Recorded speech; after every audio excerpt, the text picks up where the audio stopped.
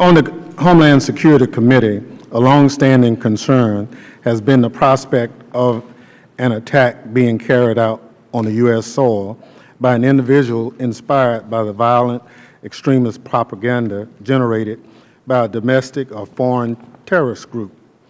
As a result, understandably, there has been steady interest in efforts to counter violent extremism in the United States and other Western nations, including the United Kingdom, Canada, and Australia.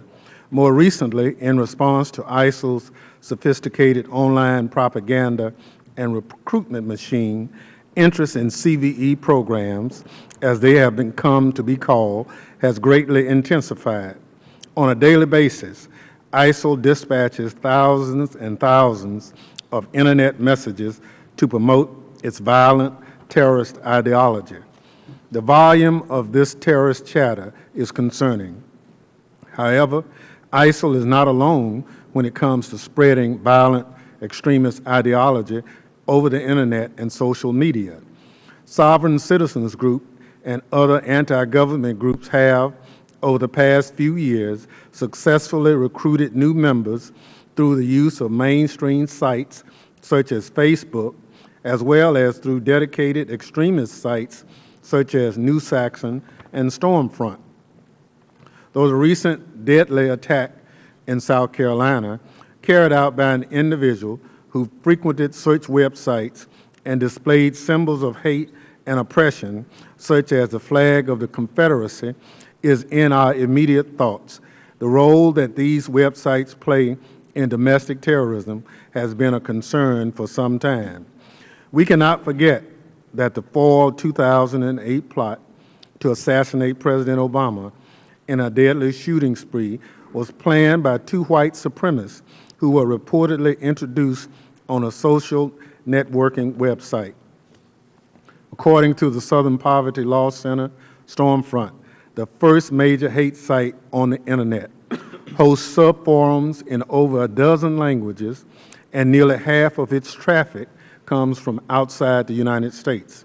Thus, it is important to acknowledge that there is a wide range of political and ideological goals behind overseas-based calls for violence in the United States. There are no easy solutions to this security challenge, as the paths of terrorism are diverse and the perpetrators also. Last week, Mr. Chairman, you told your hometown newspaper that we can't afford to tackle these challenges at a bureaucratic speed when terrorists are recruiting our citizens at broadband speeds, which is why my committee will also consider legislation the same day to accelerate counter-radicalization efforts here in the homeland. Yet, surprisingly, the solution that HR 2899 offers to the urgent violent extremism challenge is to expand the bureaucracy you criticize. At a minimum, committee members should have received public testimony from the Department of Homeland Security about its CVE activities prior to being asked to establish a standing CVE office with $40 million in funding. Let the record reflect that DHS refused my request to testify at today's full committee hearing on CVE. According to DHS, it could not furnish a witness to testify because without its interagency partners, the FBI, NCTC, and the Department of Justice, the Department could not provide the executive branch position on CVE. Additionally, committee members should have been provided the Department's long overdue CVE strategy prior to being asked to codify new authorities within DHS that were never formally requested by the Department.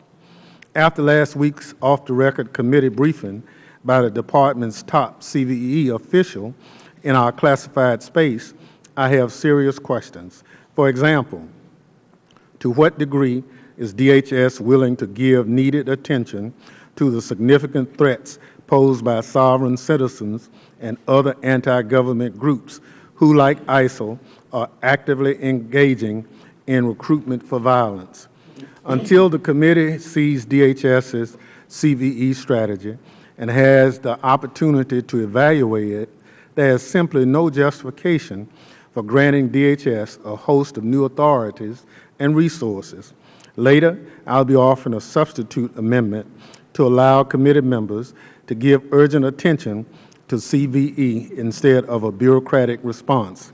Incidentally, my amendment is modeled after the bipartisan legislation that Chairman McCall and I advanced last Congress that required a strategy, an implementation plan, and metrics for another significant Homeland Security challenge, border security. With no department strategy laying out its vision for such an office, I cannot support the underlying bill at this time.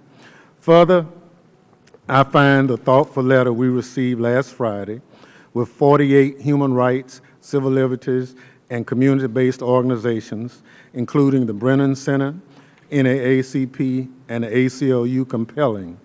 It sets out their grave concerns with HR 2899 and asks that it not be considered at this time. I urge any committee member who's not read the letter to do so now.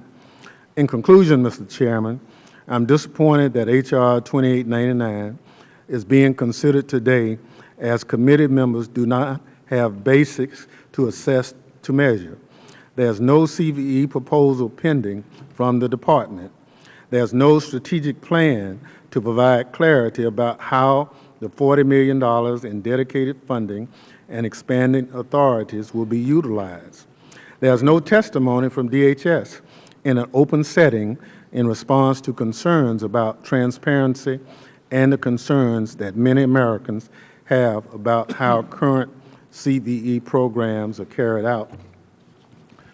With that, Mr. Chairman, I'd like to ask unanimous consent to have entered into the record my letter inviting the Secretary of Homeland Security to come and offer testimony at the full committee hearing today.